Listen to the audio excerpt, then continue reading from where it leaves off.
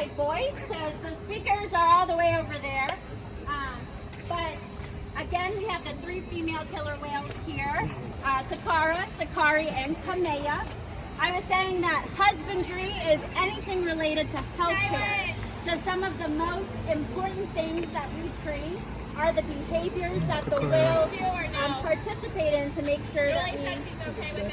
No, there's no speakers over here. My bad.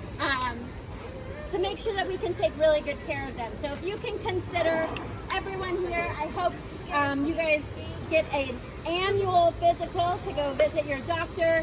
They are going to make sure that you're at a healthy weight, sometimes they'll check your blood to make sure that your blood work is consistent over time. Maybe you'll do a urine, right? So give them a urine sample. That is a regular routine appointment to make sure, just a nice check-in, right? So the killer whales here have a routine, regular physical every month. So once a month, we're getting all of those samples. And that creates a baseline to make sure that it's staying consistent over time and that we're able to see any changes. But it also gives us a ton of information as well. But if you consider when you take a child to the doctor, that can be an intimidating experience, right? Especially if there's anything with needles involved, right? There's a lot of things that they don't understand.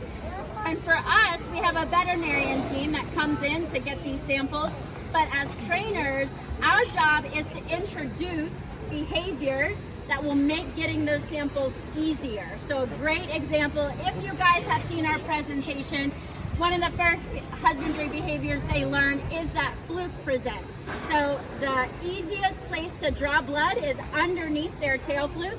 So we train them to roll over, place their tail flukes on the side of the pool, and then they just stay nice and relaxed.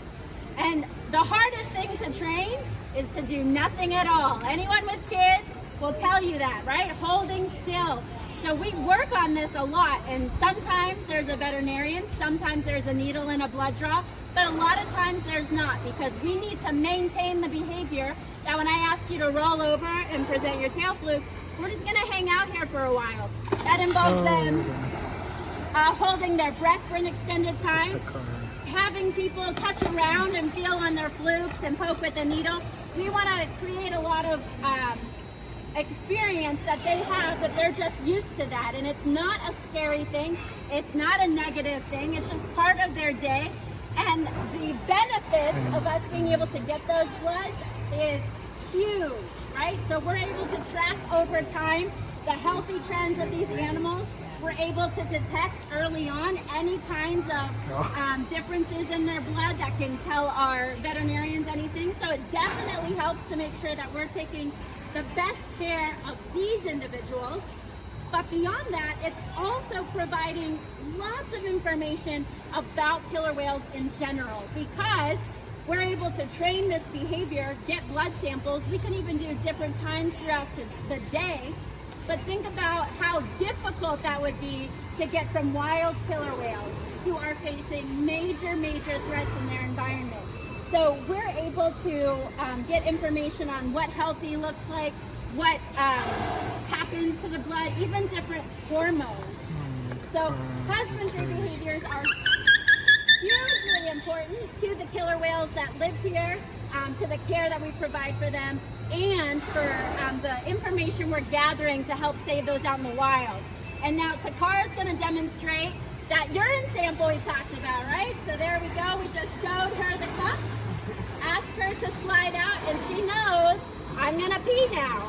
So again, we give urine samples when we go to the doctor. The same information can be looked at with these guys' urine samples, including hormones and metabolism.